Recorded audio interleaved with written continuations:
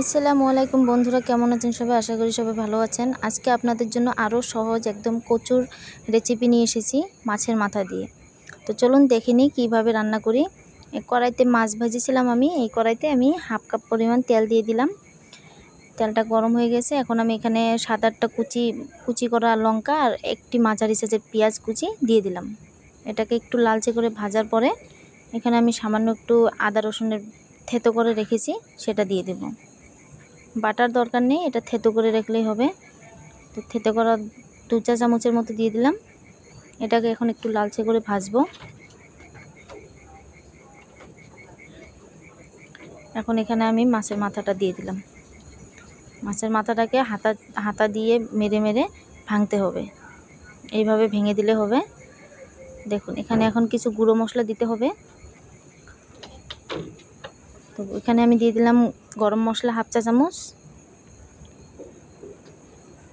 তারপরে দিয়ে দিলাম মিট মশলা হাফ চা চামচ। অনেকে কিন্তু মাছে মিট গরম খায় না, কিন্তু এইভাবে একবার খেয়ে দেখবেন, অনেক ভালো লাগে। তো এখানে দিয়ে দিলাম আমি হাফ চা চামচের মতো ধনে গুঁড়ো। এখানে জিরে দিয়ে দিলাম হাফ চা চামচ। এরপরে হলুদ গুঁড়ো হাফ চা চামচ।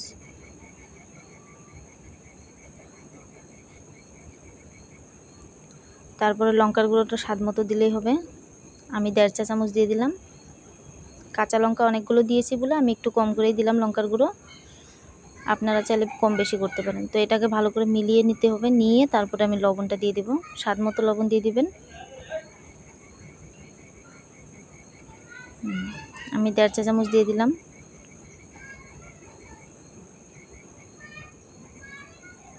এখন এখানে একটু পানি দিয়ে আমি 2-4 মিনিটের মতো ঢেকে রাখবো মাছের মাথাটা সেদ্ধ হওয়ার জন্য।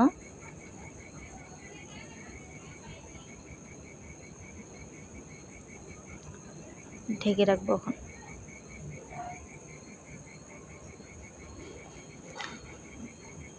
তো দেখুন বন্ধুরা, পানি কিন্তু শুকিয়ে গিয়েছে, একটু একটু পানি আছে, এটা থাকলে কিছু হবে না। মাছের মাথাটাও গলে গিয়েছে। এখন আমি কচুটা দিয়ে দেব। এটা কিন্তু কচুর ঠাড়ি, আমি আগে থেকে কুটে বেছে রেখেছিলাম ধুয়ে। তো এটা দিয়ে এটাকে ভালো মতো মিশিয়ে আমি ঢেকে রাখবো। এটাকে 5 মিনিটের মতো ঢেকে রাখবো।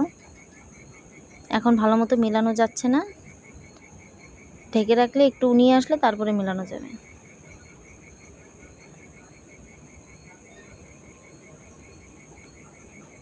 পাঁচ মিনিট সময় আমি ঢেকে রেখেছিলাম।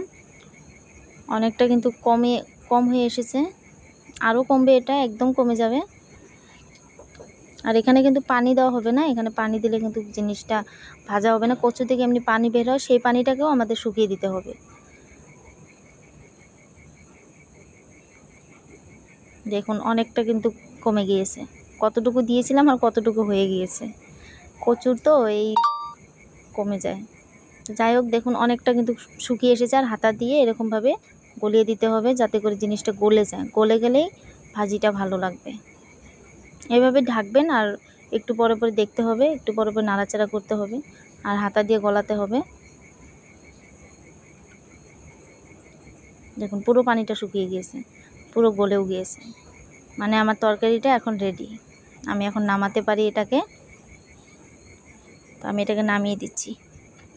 তো যাই হোক বন্ধুরা, আমার এই রেসিপিটা একদম বাড়িতে একদিন হলো ট্রাই করবেন, খেয়ে দেখবেন, আর আমাকে কমেন্ট বক্সে জানিয়ে যাবেন কেমন লাগে।